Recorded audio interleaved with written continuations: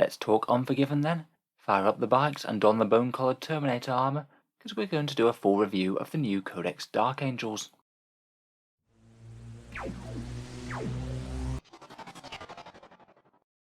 Hello and welcome back to Auspex Tactics, the strategy-focused 40k channel, where today we're turning our lenses on the Unforgiven and going through all the core army rules in this book.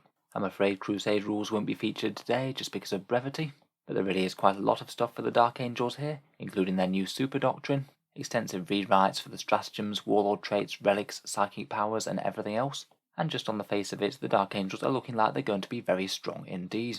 They seem to have done quite well with encouraging a few different playstyles within the Codex as well. There are definitely big decisions that you can make, say making a very heavily themed Ravenwing or Deathwing army. So what's actually in this book then? Naturally, we have a big section for the lore and background and the miniature painting. We have some core army rules, including the way that you actually muster your army and detachment rules, their new Super Doctrine, Sons of the Lion, the specific rules that the Deathwing and Ravenwing get, Inner Circle and Jink, which they get in addition to the chapter tactic that they wouldn't normally make too much use of. There's rules for building successor chapters, which are the same as pretty much every other codex. A couple of pages of stratagems on top of the ones in Codex Space Marines. All the character upgrade things, Warlord Traits, Relics and Interromancy Psychic Powers, and a section on inducting certain vehicles and units into the Deathwing with Rites of Initiation. There's 3 unique secondary objectives, all the Crusade rules for narrative play, and then a whole swathe of datasheets, most of which were largely unchanged since the index, but there is a new Deathwing Strike Master, quite a cool little Lieutenant Terminator model for the Deathwing. Let's go through every single section then, and go through the rules one by one. First up, I thought we'd start with the extensive army construction rules, which seems to be quite a big section for the Dark Angels. First of all, and perhaps one of the biggest buffs from this codex, they state that every single Ravenwing unit that's out of the codex gets Jink, and every single Deathwing unit out of the codex gets Inner Circle. That means for your core book Terminators, such as the Terminator Assault Squad, they can get Inner Circle, which means they'll only be able to be wounded on 4s. In addition, for models like Attack Bikes, they're going to gain the very nice Jink special rules, so they'll be acquiring a nice 5+ invul save. It also means that Blade Guard veterans who get Deathwing will essentially have transhuman physiology always turned on for free. I'd say the biggest boost for all of those units is not being able to be wounded on more than a 4+ from Inner Circle Terminators. Next is the bit about the Super Doctrine, Sons of the Lion. You get that as per normal if your entire army is Dark Angels, aside from the normal unaligned units and Inquisitorial agents. Then we have the First Company and Second Company rules, where the Deathwing and Raven Guard can get objective secures. If you take a Dark Angels Vanguard detachment, and it's purely made up of Deathwing or Inner Circle units, then that detachment will refund the command points if your Warlord is part of it, and more importantly, Deathwing Terminator Squads, Relic Terminator Squads, and Terminator Assault Squads will all get objective secures. This is a really brutal combo in combination with only being able to be wounded on 4+. You're going to have durable and threatening units that can also capture objectives just as well as troops. This is pretty much mirrored for the Second Company rules for the Ravenwing Outrider detachment. It's kind of the same thing. If your entire detachment is Ravenwing, then you get OBSEC for your Ravenwing Bike Squads and your Outrider Squads, and again if your Warlord is part of the detachment, then you get the 3 command points refunded. Again, this is really brutal to have OBSEC, this time on incredibly fast units. You could potentially have Ravenwing zipping all the way to the other side of the board turn 1, and potentially even snatching home field objectives away from the opponent. It's not too bad as they can be really quite durable, with that Jink special rule giving them a 5+ or 4+ invul. Finally, there's a last stipulation on captains. You can only ever have 1 Deathwing captain and 1 Ravenwing captain. It stands to reason, as they're going to be the captains of the First and Second Company, and there's only 1. I would say the option for getting OBSEC on these key units is one of the biggest strengths of this new codex, and I think there's the potential for seeing both Ravenwing and Deathwing detachments in competitive lists. So let's come on to the Dark Angels chapter tactics then. First of all, as we already know, they have Grim Resolve. This is the one that gives them +1 to hit if they remain stationary in the previous movement phase. Can potentially be pretty handy for gunline units, though it's also pretty good if you get charged as well, as in your opponent's turn everything will count as having been stationary. It is a bit of a trade-off though. 40k is all about movement, so while it is a powerful damage buff, there will still be quite a lot of times where you're going to want to move rather than take advantage of it. In addition, you auto-pass combat attrition test, meaning that you can never lose any more than 1 model to morale. If you have got the Grim Resolve chapter tactic or Inheritors of the Primarch for successors, Deathwing units get a bit of a boost from Inner Circle. As we mentioned before, infantry models with this ability will only ever be wounded on a 4+, wound rolls of 1 to 3 will always fail. It's just such a good ability on Terminators, essentially like transhuman physiology turned on all the time for free. Things like Deathwing Terminators are the exact sort of models you're going to want to fire heavy weapons at, and this just massively blunts the effectiveness of heavy weapons. It certainly puts Deathwing Terminators in contention for being some of the best Terminators in the entire game. Most of the Dark Angel's unique characters have this as well, and it'll also mean that they're very tough to take out. In addition, Inner Circle units auto-pass morale. They can't fall back against Fallen unless they're a vehicle, and every time they fall back from anything else, you have to roll 2d6 and roll less than or equal to your leadership if you want to fall back, unless you're a vehicle, Ravenwing, or Chapter Master. This genuinely could be quite problematic, and if you do manage to fail one of these old school morale tests at a really important time, it could be a really bad thing for your unit. You might stop the rest of your army being able to light up an enemy unit in shooting if one of your units decides against falling back. For that massive increase in toughness though, I would say that the trade-off is easily worth it.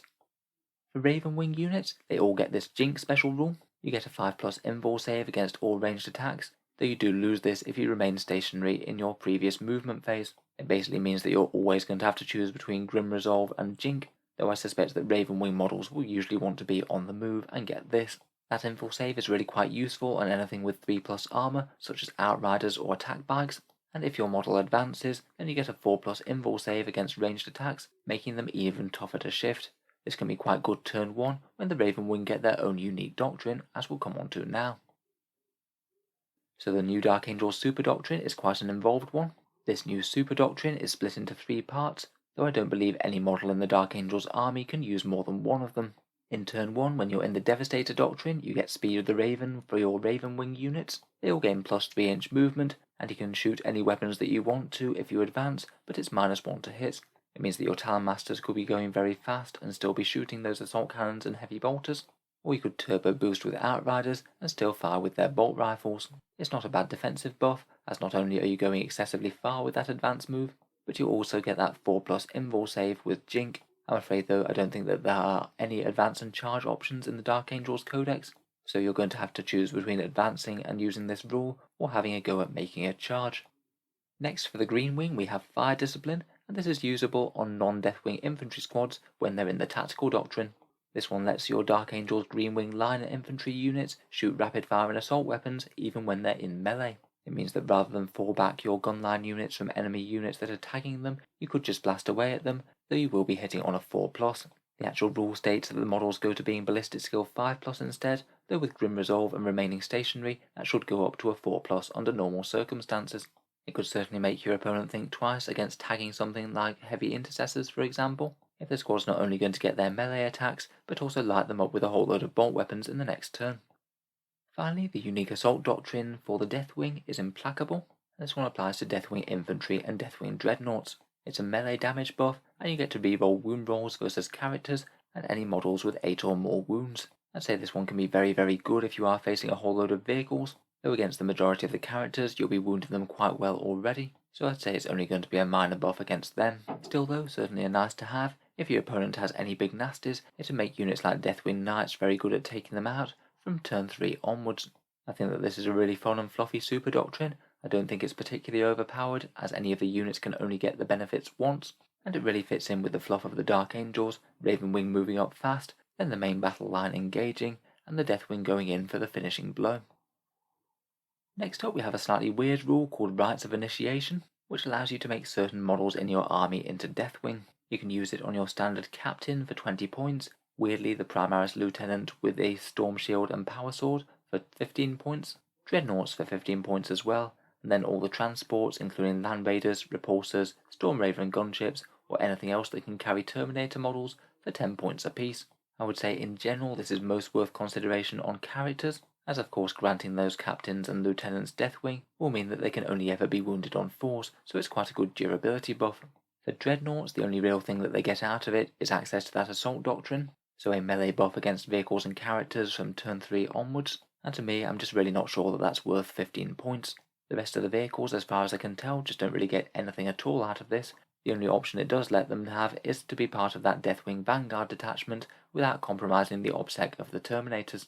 For me, I'm just not overly impressed by this. A lot of these transports weren't the strongest in the first place, and slapping them with a 10-point price increase just to give them the Deathwing keyword and nothing else is only really going to make me want to run them less. I guess it could potentially be worth it if you want to run a literally pure Deathwing army, and certainly has its benefits for narrative reasons, though for more competitive games, if you're taking say another allied patrol of Dark Angels alongside your Deathwing detachment, you could just field these tanks in there and not have to pay the 10-point tax. Please let me know if I'm missing anything with this rule. It just seems strange that these tanks and vehicles are paying for a rule that doesn't really seem to benefit them. So next up we come to the Dark Angel Stratagems. There are 17 of them in total, and I am afraid that one of the old favourites has gone. The combined assault one that allows Deathwing to drop next to Ravenwing bikes and get a very short charge no longer exists. It's certainly a shame to see that one go. It did feel very fluffy with the dual wings coordinating together, but now you're going to have to rely on things like chaplain buffs if you want a more reliable charge out of Deep Strike with the Deathwing. In any case, let's focus on the ones that we do have. First up we have Wrath of the Lion for 2 CP. This one's an army-wide buff, where every wound roll of a 6 that you get with weapons from the same combat doctrine gets an additional AP-1. Say for example if you're in the tactical doctrine, it'll mean that all your assault weapons and rapid-fire weapons get the extra AP-1 on those wound rolls of 6s. I guess maybe it's okay if you're fighting a very heavily armoured foe and you have tons of weapons of the same type, but it really isn't the biggest damage buff in the world. Next for 2 CP we have Intractable, and this one is very useful. It allows a Dark Angels unit to fall back and still shoot. Really nice to have access to this as an army. Plenty of solid units that could really make advantage of this and be very worth it. Things like Plasma Inceptors or Black Knights really come to mind. In addition, Inner Circle units don't need to roll the 2d6 to fall back, they can just do it anyway, so it could also be a way of guaranteeing that your Deathwing really do fall back if you absolutely have to do so. Next up we have Deathwing Assault for 1 CP.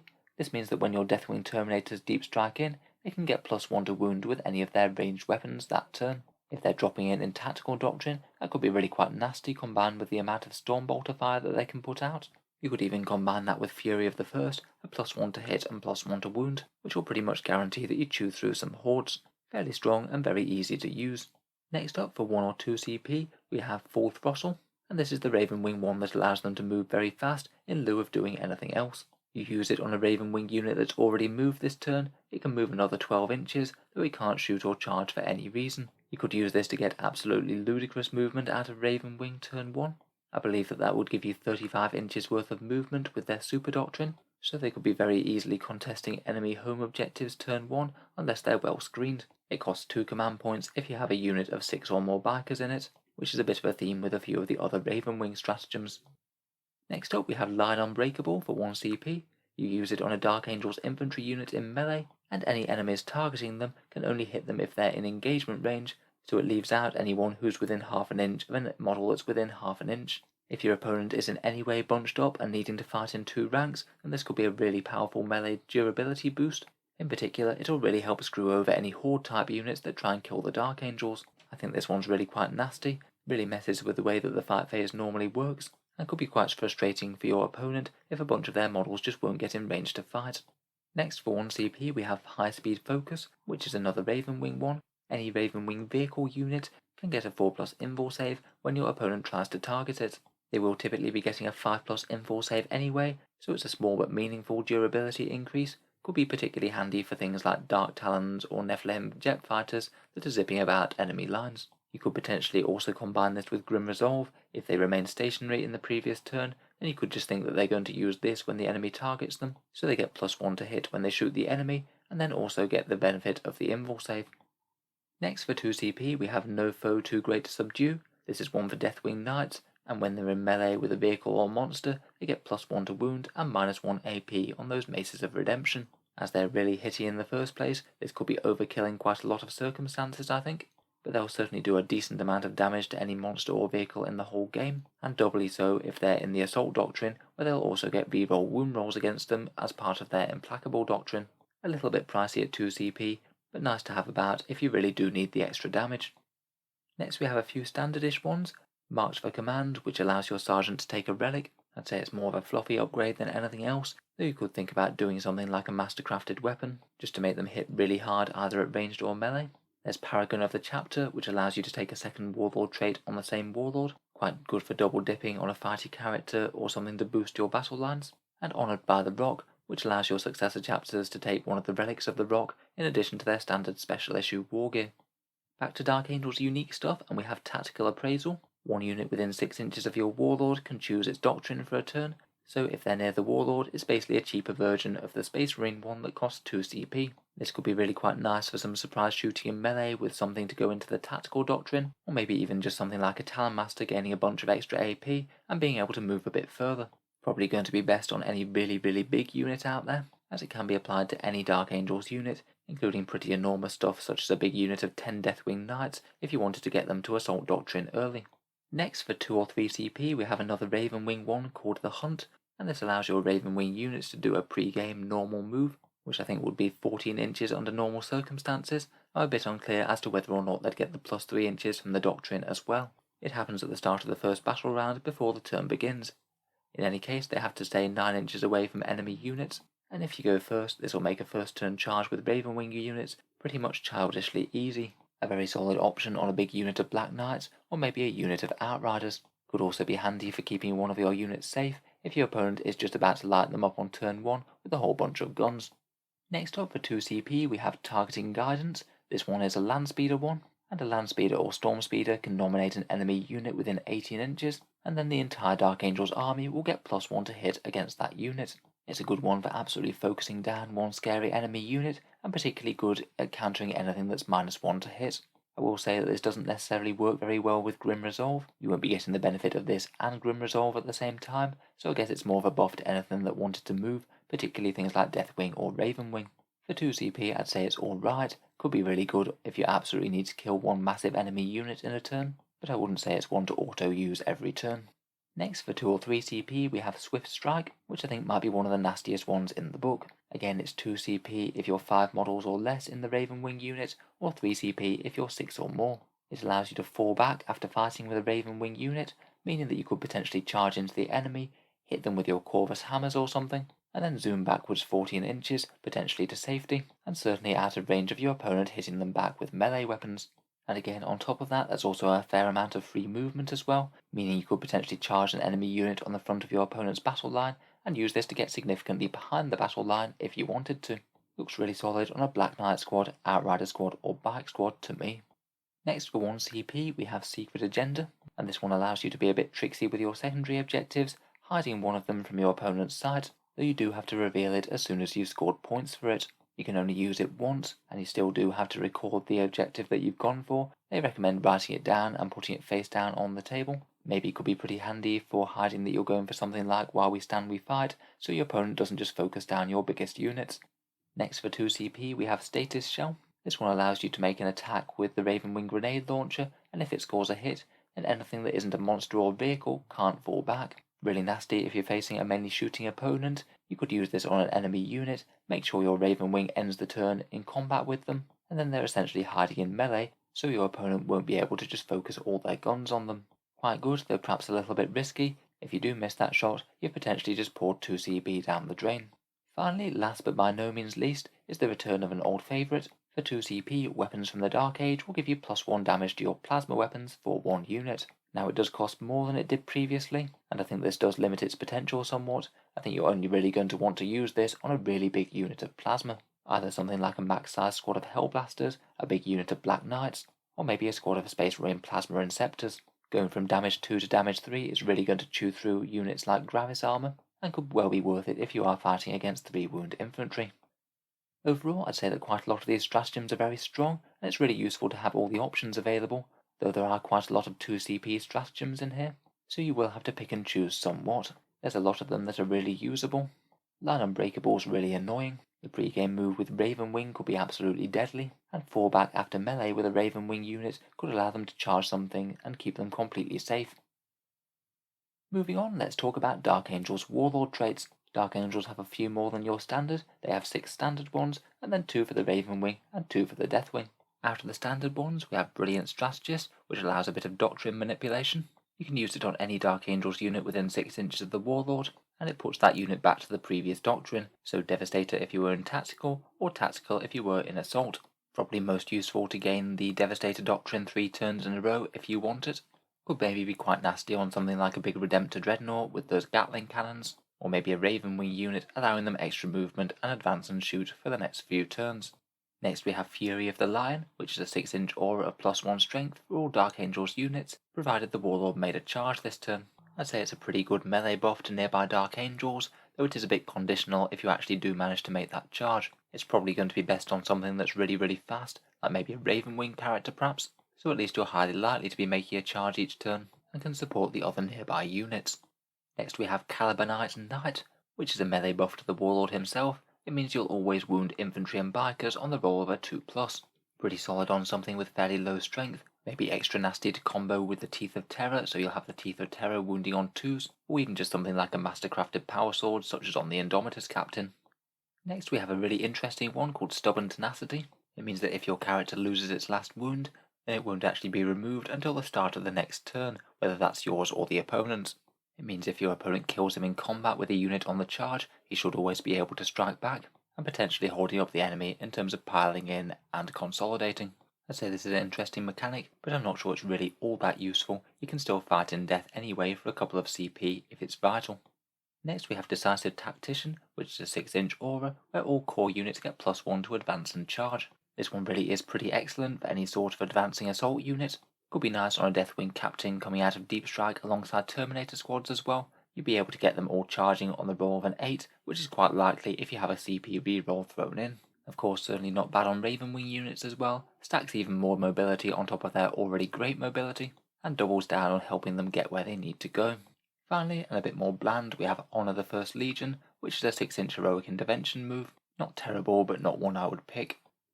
Then we have the Ravenwing ones. First of all, we have Lightning Fast Reactions, which is -1 to hit. I see they're stealing some tricks from the Eldar there, and not a bad little durability boost. There's Master of Maneuver, which allows you to shoot or charge when you've fallen back, and this is the one that Samael gets. Not really my favourite this one. I guess it could be kind of handy on a Talon Master, so you can both charge him and attack something with the Heavenfall Blade perhaps, and then still fall back and shoot. Finally, we have the 2 Deathwing Warlord traits, the first one of which is Watched.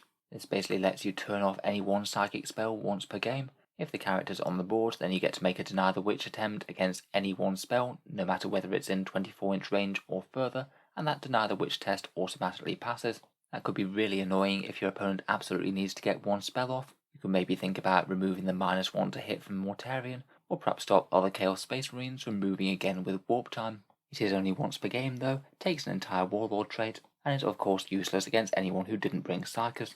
Finally, and perhaps one of my favourite, is Inexorable, where this time they seem to be getting disgustingly resilient, and the Warlord will take -1 damage. Certainly not going to be easy to plough through a Terminator character when you can only wound them on 4s. They'll likely have a very solid invul save, and then what damage you do get through gets -1 to it. You could even perhaps combine that with an Adamantine Mantle to give them a 5+ Feel No Pain as well, if you just wanted a character that's absolutely not going to die.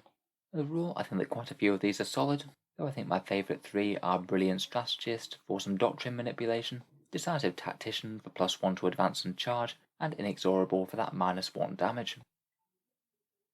Let's move on to the Relics section now, and as per normal for Space Marines, it's broken down into the Relics of the Rock, which only the Dark Angels can take, and Special Issue War Gear, which any successor chapter of them can take. For the Relics of the Rock, we have the Mace of Redemption, which is a Power Maul or Crozius. It goes to Strength ×2, AP -3, flat damage 2, and if you're fighting against Chaos Space Marines, then on a wound roll of 4+, it deals 2 mortal wounds to them instead of their regular damage, basically meaning that those attacks will ignore armor and invul saves.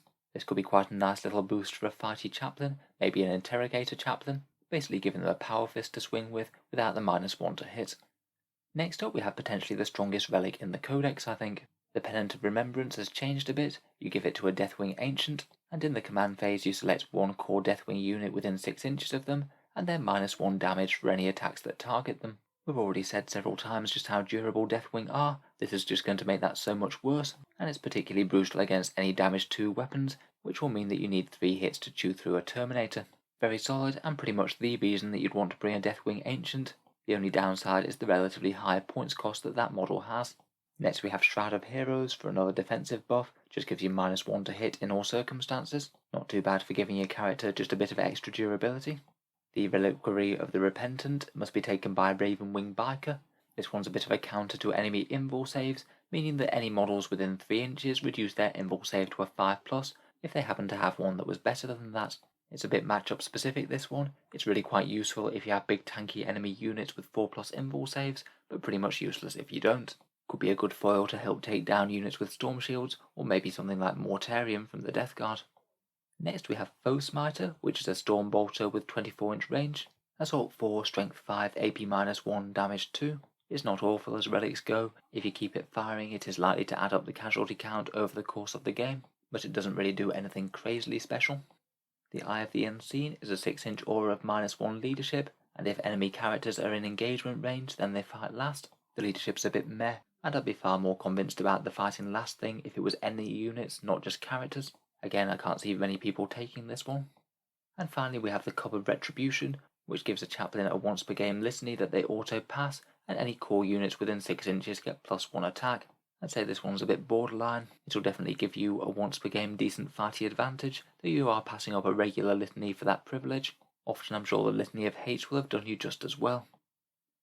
Moving on to special issue war gear, we have all the standard ones: Adamantine Mantle for the 5+ Feel No Pain, Artificer Armor for a 2+ save and 5+ invul, Mastercrafted Weapon with +1 damage, and digital weapons for 1 mortal wound per turn, which the Talon Master can take. I'm afraid he can't go mastercrafting his twin assault cannon though, sadly. Then we have the Heavenfall Blade, a strength +2, AP -4, flat damage 2 sword that gives you +1 attack, and the Talon Master can take this again. I'd say it's not too bad, though I wouldn't say it's enormously stronger than the Burning Blade out of the Codex, which we could take already. Next we have Arbiter's Gaze, which allows you to always hit on a 2+ regardless of any modifiers, and that happens both at range and in melee. In addition, all of the bearer's attacks will also ignore cover. Again, a Talon Master can take that one, though it's only really going to help you out against enemies that are -1 to hit. Though I guess the ignores cover is kind of nice. He doesn't actually get that on himself anymore, he only gives that buff to core units. Atonement is a relic plasma pistol. It's 18 inches, 1 shot, strength 9, AP -4, flat damage 3, and it doesn't overheat. Again, not terrible, but not overwhelming either. 1 opportunistic, quite heavy anti-tank shot per turn.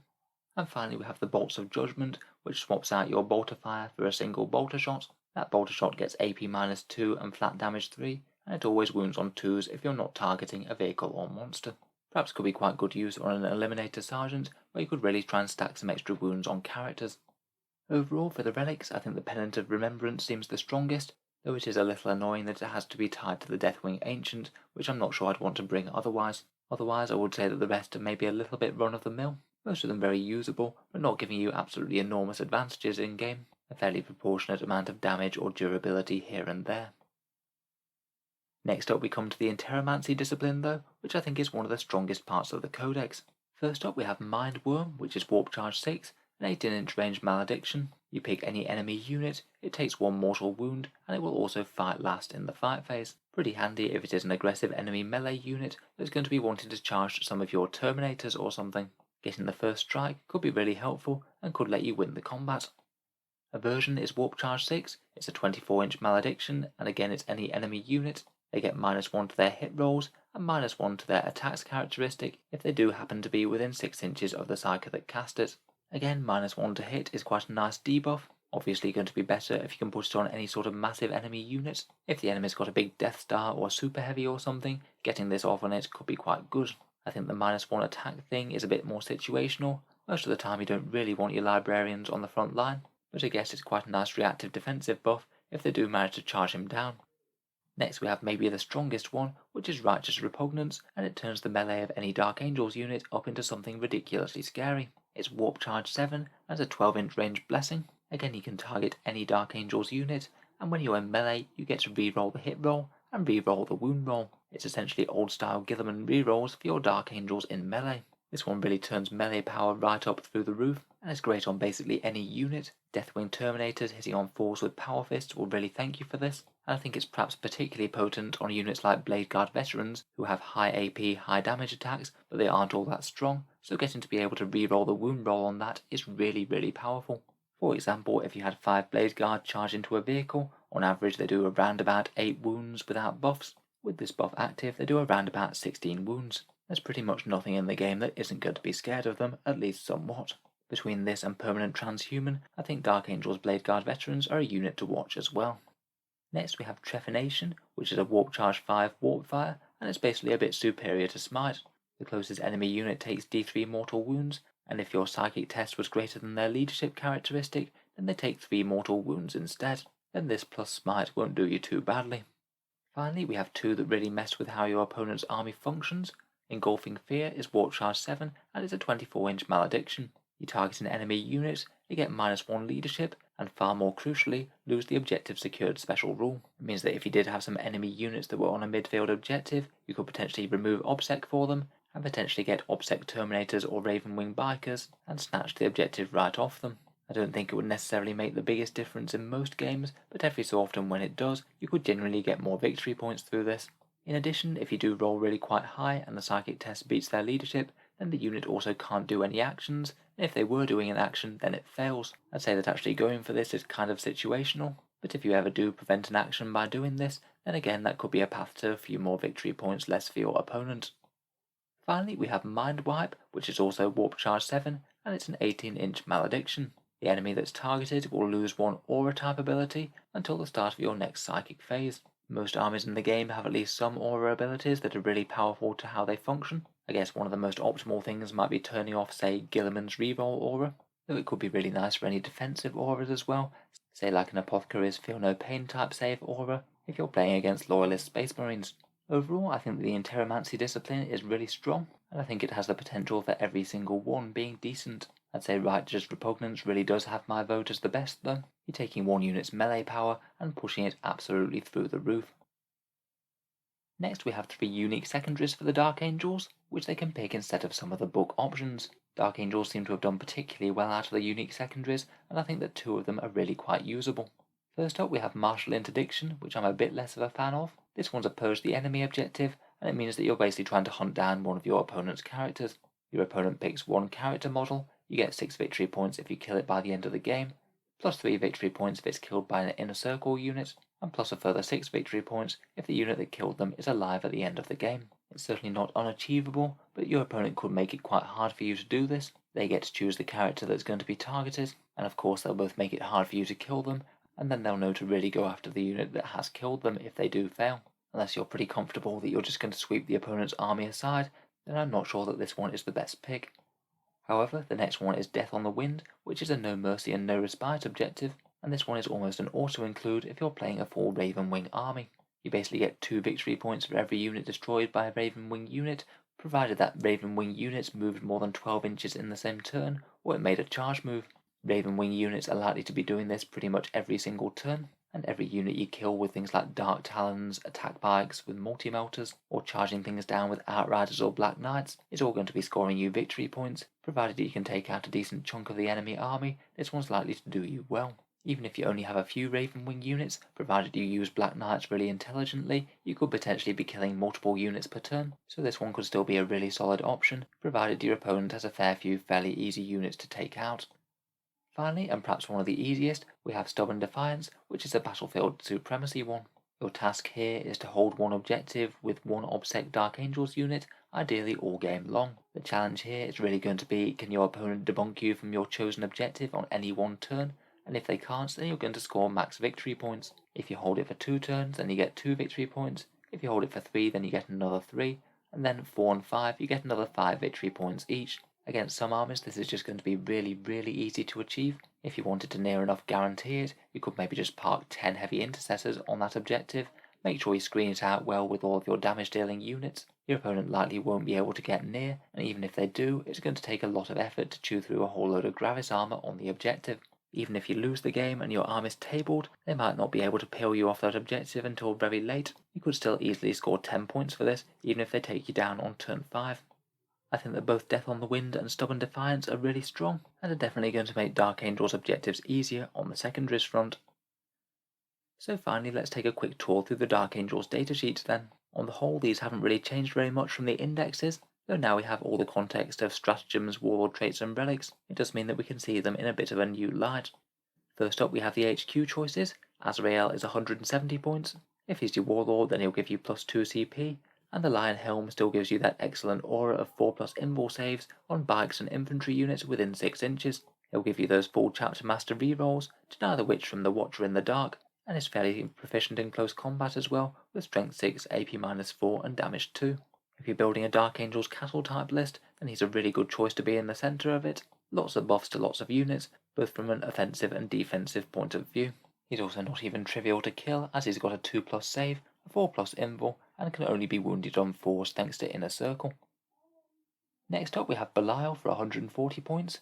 Both him and Samael will give you 1 unit of Chapter Master style rerolls for the Deathwing and Ravenwing respectively, so they can really turbocharge 1 unit per turn. Other than that, he'll give you your normal Captain rerolls, and is very fighty as well, with -1 to hit in melee, Strength 6, AP -4 and damage 3, and he auto wounds anything that isn't a vehicle on the roll of a 2+, so he's utterly murderous at killing things like Gravis Armoured Space Marines or monsters. Next we have Samael, who's 150 points. You can't get him on Sableclaw anymore, he's only on Corvex, his jet bike. He has a plasma cannon that's always on overcharge mode but never overheats, twin storm bolters, and his Raven Sword goes up to Strength 8 on the charge, AP -4 and damage 2. He's quite tanky as well, with 8 wounds and a 3+ save, and a massive 15-inch move. Certainly well worth a look as a support character for the Ravenwing. He's pretty well rounded with decent buffing powers, great speed, and good shooting and melee. Next we come to the Deathwing and Ravenwing Lieutenant equivalents. The Ravenwing of course having their Talon Masters, who are 160 points, toughness 6 land speeder characters with a wounds characteristic of 8. They're both weapon skill and ballistic skill 2+ now, and they each pack really quite a significant punch with twin heavy bolters and twin assault cannons on every land speeder, so they'll be spitting out 18 decent anti-infantry shots, hitting on 2s even on the move. They give nearby Dark Angels core units reroll 1s to wound, and nearby Ravenwing core units get ignores cover as well on 1 unit that they target during the command phase. Finally, we have the new datasheet for the book, the Deathwing Strike Master.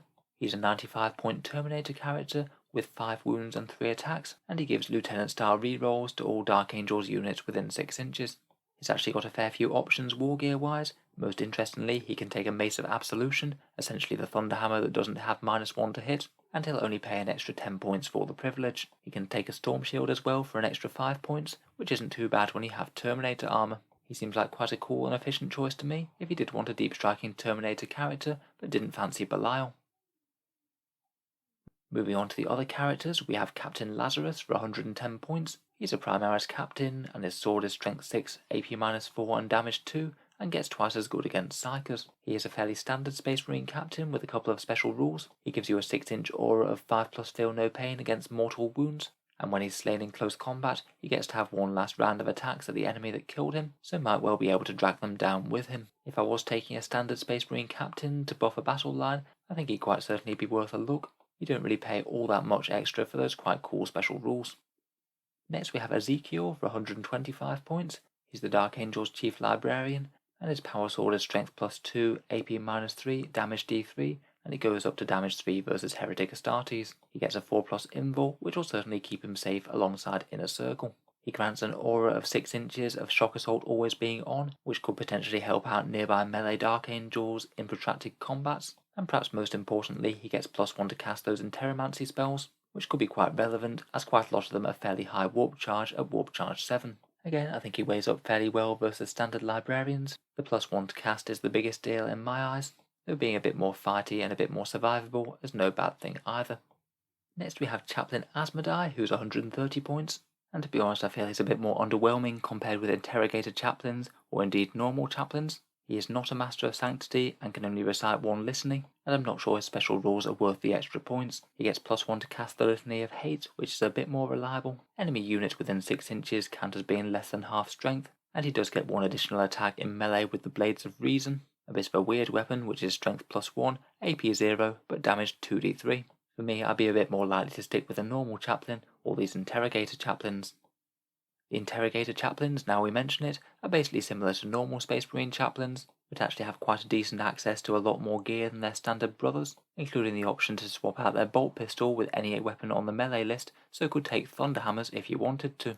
They're only 5 points more than a standard Chaplain, and they're basically extra fighty Chaplains with +1 attack and +1 wound. You can make them really quite good at being beatstick Chaplains, give them the litany that buffs themselves, maybe that Mace of Redemption, and you're going to have a proper little fighty death machine character. I guess in Dark Angels you will have to weigh that up against the Primaris Chaplain on bike, who does synergize very well with the Ravenwing. Really cool that they have the option to take Thunderhammers though, and you can field them in a Terminator armor version if you want to. Moving on to the elite section now, and let's talk about the Deathwing. The actual datasheets haven't changed, but now we know just how powerful they can be. They take on a bit of a new meaning. Standard Deathwing Terminators are 38 points with a Chain Fist and Stormbolter, and you can upgrade them to be Thunderhammers and Stormshield Terminators for 43 points, or Dual Lightning Claw for 33. They'll all only be wounded on 4s, can get objectives secured in that detachment, and can be made incredibly scary in melee with Righteous Repugnance. Quite nice that you can mix and match Assault and regular Terminators, and these guys also have the option to take a Plasma Cannon for 10 points, or a Watcher in the Dark for 5 points, giving them a once per game chance to deny a Psychic test. The Deathwing Knights are 47 points elites of the elites. They have a Weapon Skill 2+, Strength 8, AP -2, and Flat Damage 3 on their maces, and they don't get a -1 to hit, unlike Thunderhammers. These guys are going to make a mess of literally whatever they touch, and the Sergeant gets a Flail of the Unforgiven, which is additionally brutal against Hordes. They all have Storm Shields for really high saves, and they are a core unit, so they'll be getting all the rerolls that you want them to. Very tough, very fighty. The only weakness is that they're just a bit slow. We have a Deathwing Command Squad next. This is between 2 and 5 models, and you essentially pay 2 points extra compared with the standard one to make them a bodyguard squad. They don't take up a detachment slot in one that fields a Deathwing Captain, and basically if they're hanging around near characters, then you won't be able to target the characters with ranged weapons until they've all been shot down. Honestly, compared with the standard Deathwing Terminators, that could actually be well worth it. Even a 10-point upgrade across a 5-man squad really isn't that bad if it pretty much guarantees your characters being safe.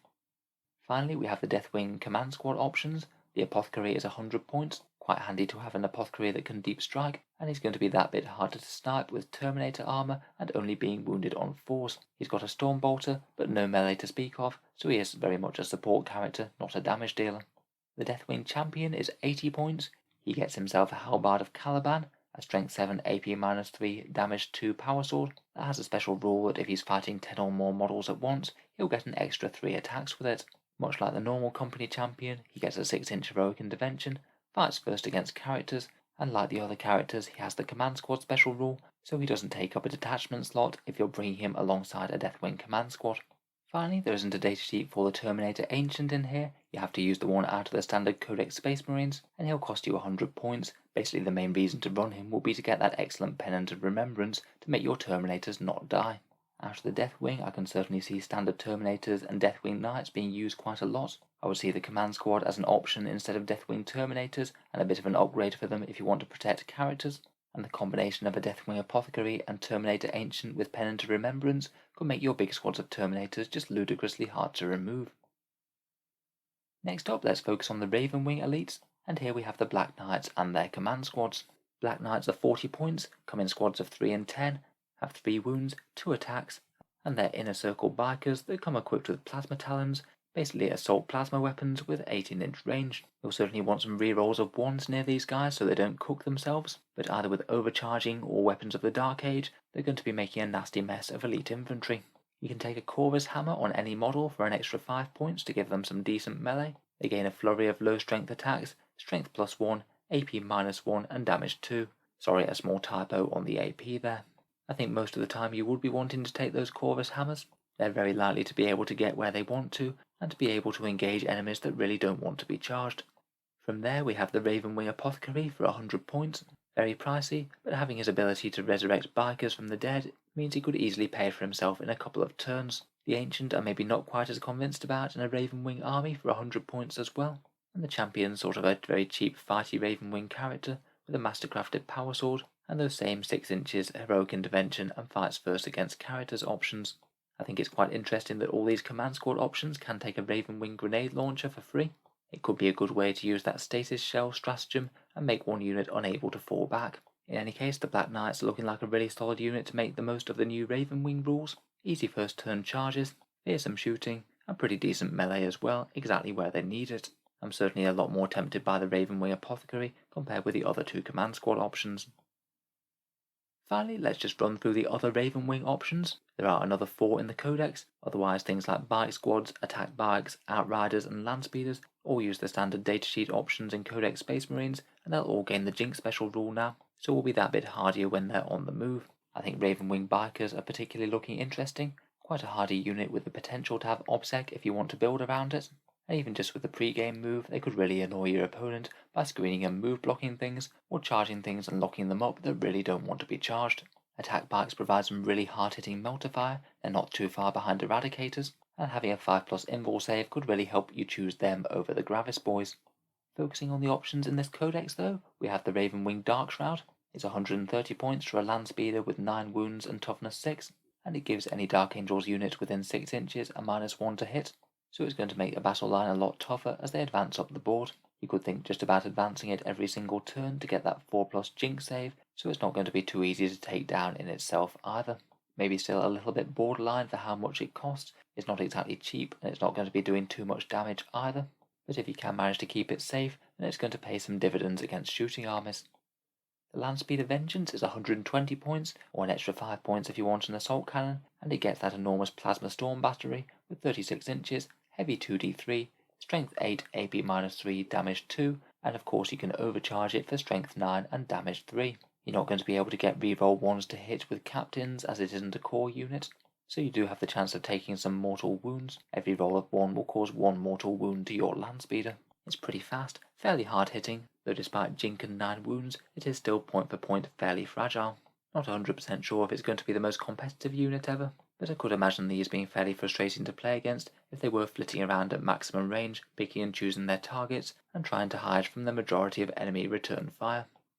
Finally, we come on to the 2 flyers. The Dark Talon is 210 points, and it's an 11 wounds toughness 6 flyer that does have the Jink keyword now, so unless it decides to hover in the same place, it will typically have a 5+ invul save. It did lose that strafing run rule when going into the index, so it won't be hitting on 2s on ground targets anymore, though its shooting is still pretty fearsome. The Rift Cannon has an 18-inch range, heavy D3 shots and strength 12, and each successful wound roll causes 3 mortal wounds on the target. Really nice for stripping through anything with invul saves, and at least fairly effective against infantry and vehicles. It'll absolutely chew up light infantry at close range with twin hurricane bolters, spitting out 24 shots, and it also has the option of a stasis bomb, which if you fly over an enemy unit will do D3 mortal wounds to them, and that unit won't be able to fall back this turn. Again, that could be really quite devastating if done at the right time. Say you kill something with a Deathwing unit and consolidate into the next unit. If that next unit has had a stasis bomb dropped on it, then it won't be able to fall back from them. Finally, we have the Nephilim Jet Fighter, 190 points, and for its main armament we have the choice of an Avenger Mega Bolter, heavy 10, 36-inch range, strength 5, AP -1 and damage 2, basically like 3 and a bit heavy bolters strapped together, though it can trade this out for a twin las cannon for free. In addition, it gets a Black Sword missile launcher, 2 strength 7 AP -3 damage 2 shots that go up to damage 4 versus aircraft. Finally, it's got another 2 heavy bolters, so you really can be spitting out quite a lot of damage 2 shots with this thing, and it gets +1 to hit against aircraft. As efficient flyers go, the Dark Talon and Nephilim really aren't too bad in 40k right now, and kind of buck the standard trend of quite a lot of flyers not really being worth bothering with. So overall, it does seem that the Dark Angels have some really strong combos and really decent options going forward. I think the Interromancy discipline is looking really nice, particularly the return of Righteous Repugnance. Rerolling hits and wounds is just a recipe for a very, very fighty unit. Being able to steal Obsec and Auras as well could really play havoc with your opponent's plans. I think the Deathwing might well be the stars of the Codex. They can get Obsec, they can get -1 damage, you can have 6 up Feel No Pain and healing from an Apothecary, and of course you can only ever wound them on a 4+. I think it's a rare game where a couple of big units of Deathwing just advancing on foot into the midfield isn't going to be a scary prospect. They have lost their combined assault ability though, which will hamper them a bit coming out of Deep Strike. As for the Ravenwing, getting that pre-game move back is really powerful, as is potentially falling back after melee. It could make a couple of Outrider squads well worth it, even after that new increased price tag. As always, Azrael and Greenwing might well be worth building around as well. Azrael's 4+ invul save on nearby units is excellent on anything with just a 3+ armor save. He pairs really well with things like Primaris in particular. Aggressors, Eradicators, heavy intercessors and Hellblasters will certainly thank him for his attentions.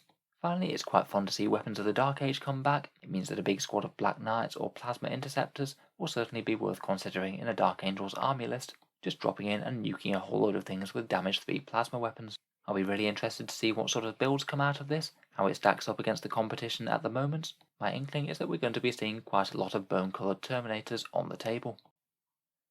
So as always, let me know your thoughts on the Codex. Please feel free to correct me if I've made any errors here. If there's anything major, then I'll post it in a pinned comment down in the comments below. If you've enjoyed the video, then feel free to subscribe to the channel. We'll hopefully be doing a few more videos on Dark Angels over the coming week, so subscribe or check back if you'd like to see a few more. Finally, if you have been enjoying the videos or found this review useful, I would just like to mention that the channel has a Patreon page which you can find down in the video description. Making all of these videos, particularly big Codex reviews, takes an absolute ton of time, and it's not time I'd be able to dedicate to the channel without the support of the Patreons. If you are interested in giving it a look, channel patrons do get a few advantages. They get to see certain videos early, there's regular votes on what sort of things come next on the channel, and automatic entry to the Auspex Tactics prize giveaways which happen once a month. If any of that sounds good to you, or you'd just like to help support the channel, then the link is down in the video description below. In any case, a massive thank you for listening, and I'll hope to see you guys next time.